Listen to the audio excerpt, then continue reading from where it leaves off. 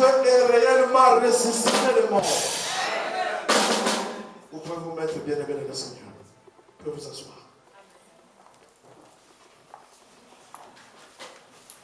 Je bénis Dieu parce qu'il est bon. Et je ne suis pas venu seul aujourd'hui. Il y a des ministres de Dieu qui m'ont accompagné, mais je suis pour eux un père. Il y a le pasteur Berger Serge qui est là. Le pasteur. Et puis il y a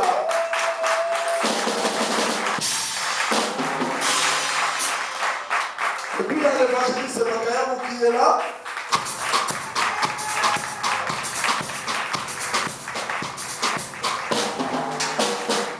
Et il y a encore le papa de l'évangéliste, papa Makayabou, qui est avec nous ici.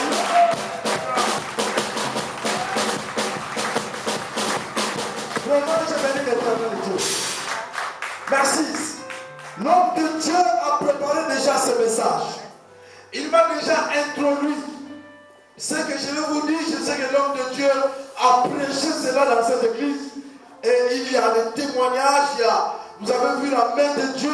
Ce n'est pas un message nouveau, mais je vais peut-être rappeler certains principes. Amen.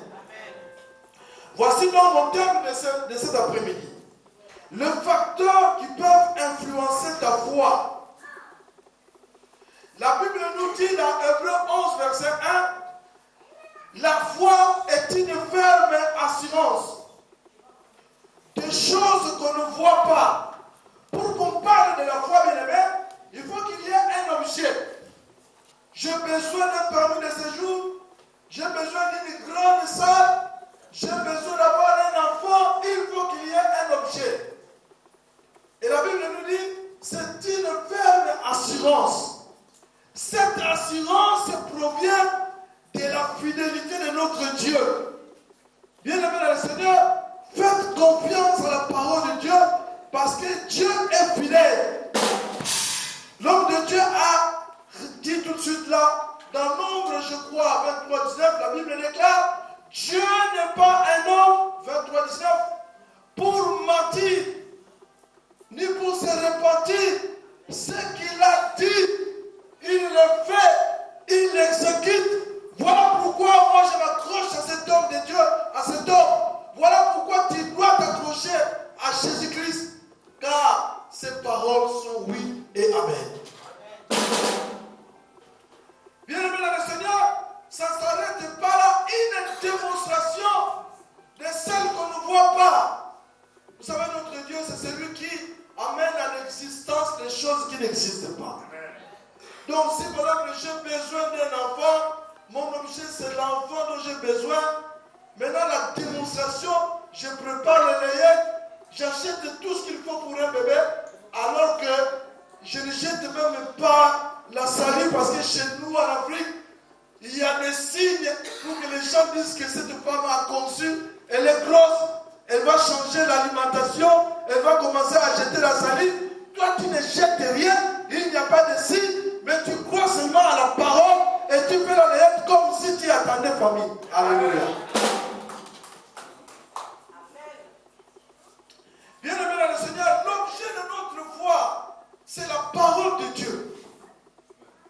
La Bible dit dans Romains 10, 17, la foi vient de ce qu'on entend, et ce qu'on entend vient de la parole de Dieu. Voilà pourquoi, bien-aimé dans le Seigneur, il est utile pour un enfant de Dieu de pouvoir lire la parole de Dieu, de pouvoir méditer la parole de Dieu.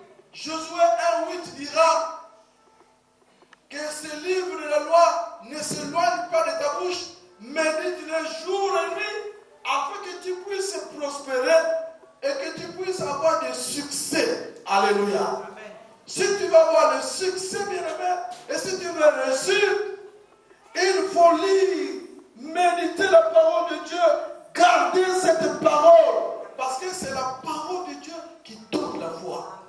Voilà pourquoi je préfère que les gens ne s'accrochent pas tellement aux prophètes, ne s'accrochent pas aux gens, mais qu'ils s'accrochent plus à la parole de Dieu, parce que la prophétie est dans la parole de Dieu. Et la Bible déclare que la véritable prophétie, par excellence, c'est la parole de Dieu. Bien-aimé dans le Seigneur Jésus, il faut connaître cette parole, mais ne t'arrête pas seulement à la connaître, à la mettre plus en pratique. Et l'un des facteurs qui peut influencer ta vie cet après-midi, c'est la déclaration de la parole de Dieu. Tu écoutes, c'est très bien. Tu mets en pratique, c'est très bien. Il faut la déclarer chaque jour. Quand je me lève, je dis, Seigneur, cette journée est excellente pour moi. Rien ne pourra résister à moi. Moi, mes projets vont réussir. Bien-aimé dans le Seigneur, je déclare la parole de Dieu pour ma vie chaque matin. La Bible nous dit dans Josué 1:3, tout lieu que foulera la plante de votre pied, je vous le donne. Dieu m'a donné la France. Quand j'ai mis mes pieds, mes mains dans le Seigneur, à la gare du Nord, j'ai dit, je prends possession de ce pays. Bien-aimé dans le Seigneur, si tu attends encore le permis de séjour, comme Dieu t'a déplacé, je ne sais de quel pays, peut-être que tu n'es pas venu tout droit de Côte d'Ivoire, mais tu es passé par d'autres pays pour arriver ici. Comme tes pieds ont foulé ce pays, bien-aimé, ce pays sera favorable à toi. Si les choses sont claires, mais ils finiront par s'accomplir. Voilà pourquoi, bien-aimé, il faut déclarer la parole de Dieu à tout moment. Vous savez, au mois de, je ne sais pas quel mois, je suis rentré ici en Belgique, au mois de novembre. C'était au mois de, je suis parti au Congo le 16 septembre. Et dans notre pays, vous savez, il y a toujours des coupures intempestives du courant. Vous êtes en train de manger, le courant part directement. Et alors, c'était un soir, je venais de culte, je prêchais, je suis rentré à la maison, il n'y avait pas de courant. Alors, dans le frigo, il y avait les haricots avec les feuilles de manioc. Et chez nous, dans mon pays, on appelle ça le bitroco, le mélange de feuilles de manioc avec les manioc et avec les haricots. Alors, comme il n'y avait pas de courant, bien aimé, je ne pouvais pas mettre ça au feu. J'ai senti que c'est comme, ce n'était plus bon à manger. J'ai dit, la parole de Dieu déclare, tout est purifié par le sang et par la parole. Je vais manger, ça ne fera absolument rien. Et j'ai mangé, contrairement à l'habitude, je n'ai pas fait la diarrhée. J'étais en bonne santé. J'ai confessé la parole de Dieu. Bien aimé dans le Seigneur, la foi c'est un comportement. Alléluia.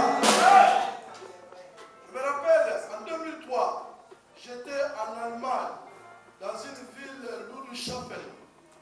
Je suis arrivé là-bas le 16 février 2003.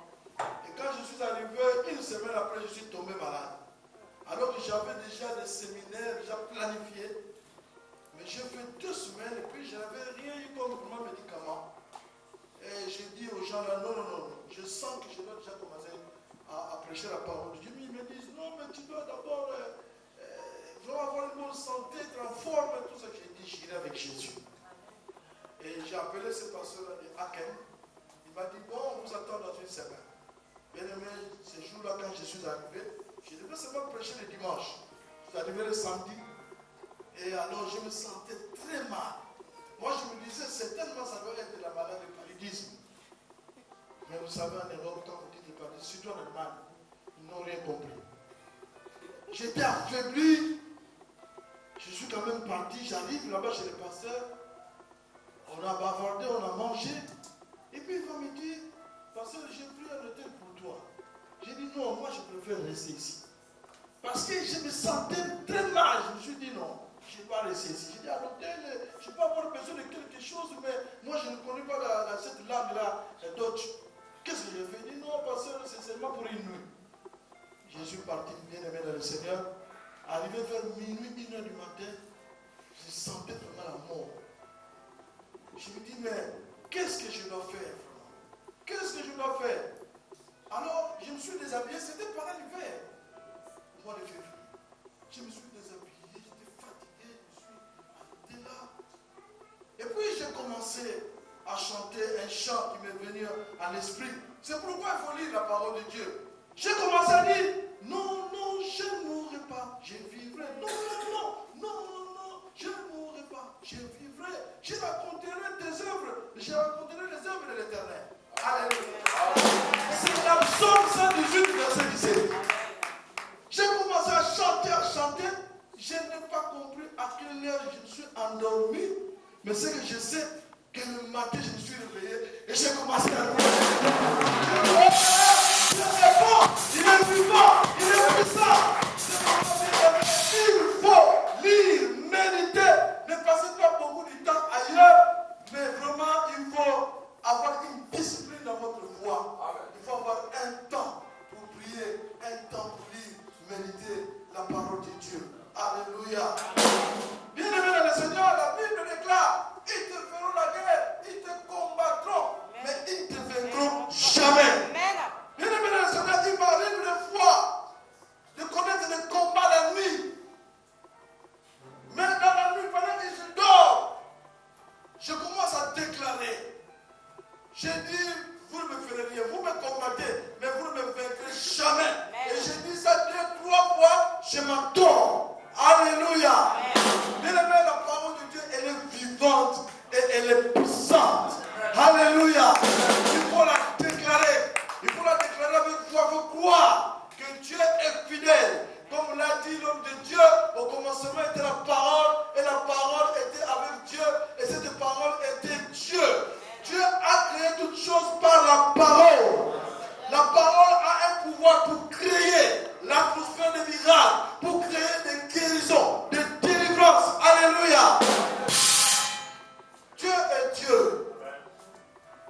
Ne fais pas confiance tellement à un homme, non. Fais confiance à la parole de Dieu qui sort de l'homme.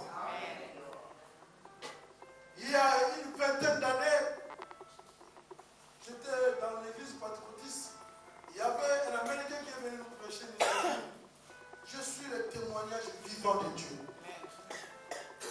Je suis allé assister à une campagne d'évaluation de sport. J'avais ma chaise roulante. J'avais des problèmes au niveau de mes pieds. Et j'ai entendu qu'au sport, quand il prie pour les gens, en tout cas, les gens sont guéris. Alors il était parti lui aussi. Quand il est parti là-bas, au sport, il a prêché, il a prié. Il y avait des gens qui étaient venus avec leurs chaises roulantes, mais vraiment, ils sont rentrés sans être accompagnés de la chaise roulante. Il y a eu de multiples guérisons, mais lui, il est resté sur sa chaise roulante. Quand il est rentré, il a dit à son épouse, plus jamais j'irai voir encore les hommes de Dieu. Lui n'avait pas fait foi à Dieu, à la parole, mais à l'homme. Alors il est rentré dans l'état où il était arrivé. Et maintenant, sa femme lui a dit, non, Dieu est vivant, sa parole c'est la vérité. Il dit non. Alors pour mettre fin à toutes ces choses, je vais rester dans une des chambres. Là, je vais rester parce que les médecins m'ont dit, c'est fini, pour toi, tu ne pourras pas te mettre debout. Alors, je vais rester dans ma chambre. Et là, je vais commencer à lire la parole de Dieu, de Genèse jusqu'à l'Apocalypse. Je ne me rappelle plus combien de temps il avait fait. Mais ce qu'il a dit, un jour quand il lisait, il est arrivé à un verset où le Seigneur lui parlait, il lui disait, aujourd'hui, je me souviens de toi. Aujourd'hui, et il a senti comme une puissance là dans son cœur. Aujourd'hui, et il a commencé à déclarer, aujourd'hui l'Éternel se souvient de moi. Bien aimé dans le Seigneur, sa femme n'a rien compris. L'homme a laissé la chaise roulante. Il a commencé à courir. Il courait.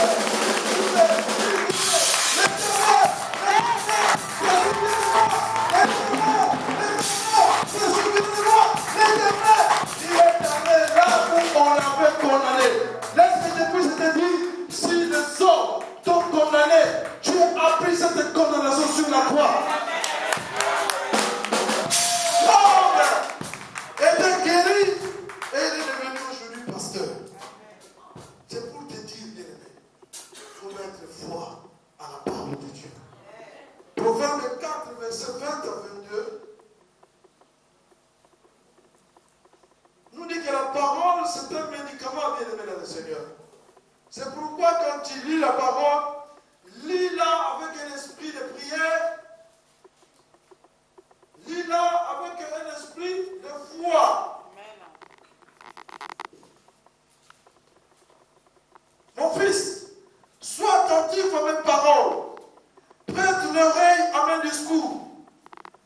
s'éloigne pas de tes yeux. Garde-le dans le fond de ton cœur. Car c'est la vie pour ceux qui les trouvent. Alléluia. Est-ce qu'il y a quelqu'un qui n'a pas sa Bible ici? Qui n'a pas sa Bible n'est pas honte. Qui n'a pas apporté sa Bible aujourd'hui? Il faut apporter ça. Alléluia. Il faut apporter merci. Bien-aimé, j'ai lu un témoignage d'un frère. Il s'appelait Egen. Egen souffrait de la paralysie. Il souffrait de la paralysie à la bouche. Alors un jour, il lisait sa parole et il est arrivé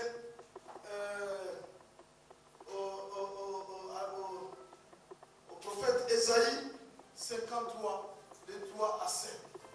C'est par cette issue que nous sommes guéris. Il a pris nos péchés, il a pris nos fardeaux, il a pris toutes nos souffrances, toutes nos douleurs. Alléluia. Il a lu dans un esprit de prière avec foi. Il a dit, c'est fini. Comme tu as porté mes péchés, mes maladies, il y a 2000 ans, c'est fini, je suis guéri.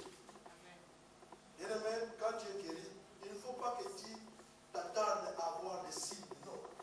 Il faut croire. Il ne faut pas avoir la foi de tout le monde. Il faudrait d'abord voir avant de croire. On croit et on voit. Alléluia. Et cet enfant, quand il s'est réveillé le matin, sa mère avait toujours l'habitude de le saluer. Et il me demande, regarde, comment tu vas? Bien-aimé, alors que toi, en tant qu'enfant, tu as des devoirs vis-à-vis de tes parents. Même s'ils sont des sorciers, mais Dieu leur a donné un pouvoir. Et ils ont le pouvoir parental. Alléluia. Alors, il y a des gens qui négligent leurs parents pour aller gêner. Commence d'abord par te réconcilier et ce jeûne aura un effet. Sinon, tu passes ton temps pour rien.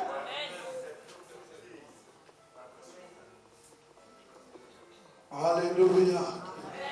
Quand vous avez par exemple des problèmes avec votre apôtre ici, et vous quittez ici, vous allez faire des jeûnes. Mais non, ça ne marchera pas. Parce que lui, il a une autorité ecclésiale. Il est votre père spirituel. Vous devez d'abord vous réconcilier avec lui. Il n'y a donc pas de foi sans repentance. Détournez-vous et croyez que Dieu peut faire encore de grandes choses dans votre vie. Bien aimé, je vais terminer en disant, comment dit quelqu'un sur le cas, que tu dois commencer à te regarder comme Dieu te regarde. Il y a des gens qui se minimisent, qui se déconsidèrent. Et c'est pourquoi ils ne peuvent pas faire de grandes choses, ils ne peuvent pas connaître des promotions dans leur vie. Dans mon pays, il y a un frère qui a chanté, il dit, tu peux me prendre la photo aujourd'hui. Dans une année, regarde-moi. Tu ne comprendras pas que c'était moi. Alléluia. Parce que ton futur est entre les mains de Dieu.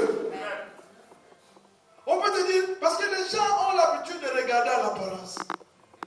Mais ce que Dieu a mis comme dépôt en moi, tout ce que Dieu a mis en moi sur le plan spirituel, les potentialités spirituelles que j'ai, même aujourd'hui tu ne le vois pas, mais attends, tu verras, bien aimé, l'accomplissement de ce que Dieu a promis. Alléluia. Tu es un porteur, une porteuse de la promesse. Mais tu dois savoir qu'il y a toujours un écart entre le moment où Dieu te donne la promesse et le moment de l'accomplissement. Alléluia. Et j'ai un verset dans Psaume 138, 2 qui dit que cet homme de Jésus de Galilée, il est devenu une star. Des stars. Pourquoi? Parce que lui, dans tout ce qu'il a promis, il a tout accompli. Et c'est pourquoi les gens le suivaient très tôt le matin. Bien-aimé dans le Seigneur, que les gens se moquent de toi, qui disent, celui-ci, ce n'est pas la peine. Il ne voit absolument rien. Oui, je t'écoute. Mais dans 2 mois, dans 6 mois, dans 1 an, dans 2 ans, tu me feras comment je serai. Et toi, tu vas témoigner. Tu vas dire, c'est toi ou ce n'est pas toi. Je dis, c'est moi. Alléluia. Ne te minimise pas. Ne te vois pas petit. Mais tu vas te voir grand. Alléluia. Et c'est comme ça que David, qui fut berger, le jour suivant, il est devenu roi. Quand il a entendu ce Philistin de Goliath, en te dire n'importe quoi sur son Dieu, il a dit, tu verras toi. Et il y a Saoul qui a dit, mais toi tu es un petit enfant, mais qui t'a dit de venir ici? Ne regarde pas ma taille, mais regarde celui qui est en moi. Il est plus grand que celui qui est dans le monde.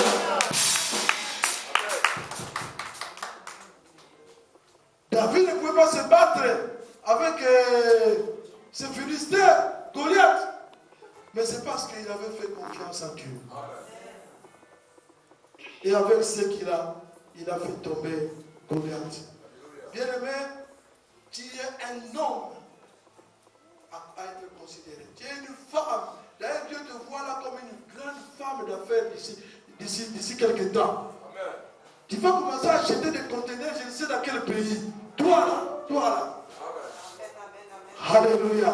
Amen. Tu n'es pas n'importe qui, bien-aimé. Moi, je ne suis pas n'importe qui. Amen. Regarde-moi aujourd'hui. Mais peut-être que dans les jours prochains, tu me verras moi. Béni-Dieu de ma vie. Alléluia.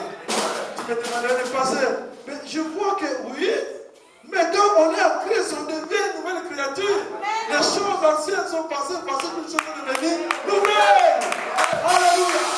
Cette année, c'est une année de prospérité, une année de délivrance, une année de guérison, une année de miracle. Crois seulement et tu vivras ton miracle. Que Dieu bénisse sa parole.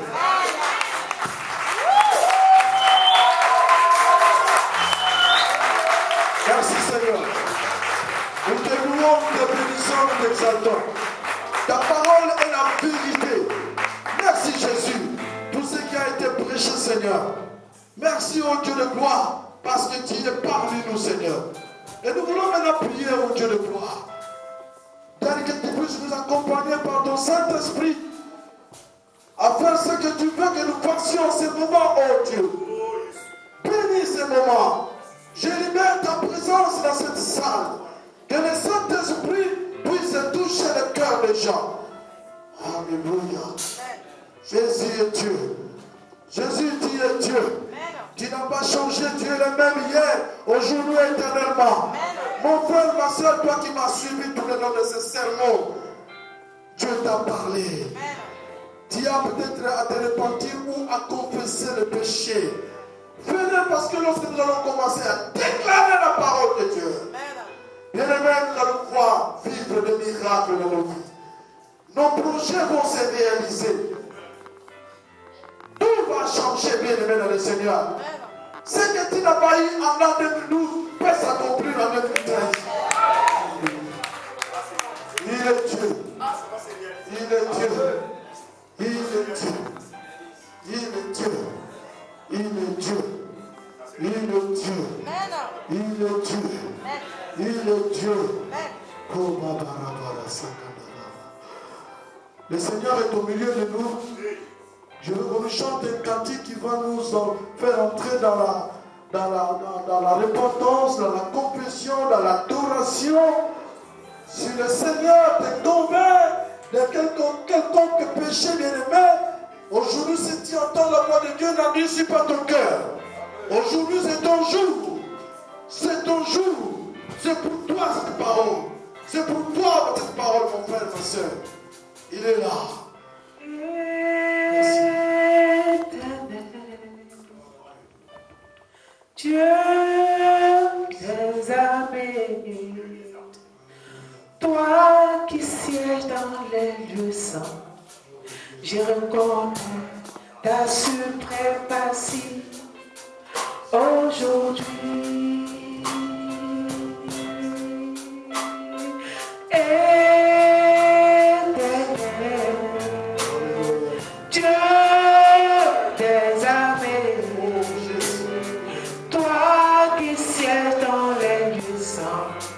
Je reconnais ta suprématie aujourd'hui, éternelle, éternelle.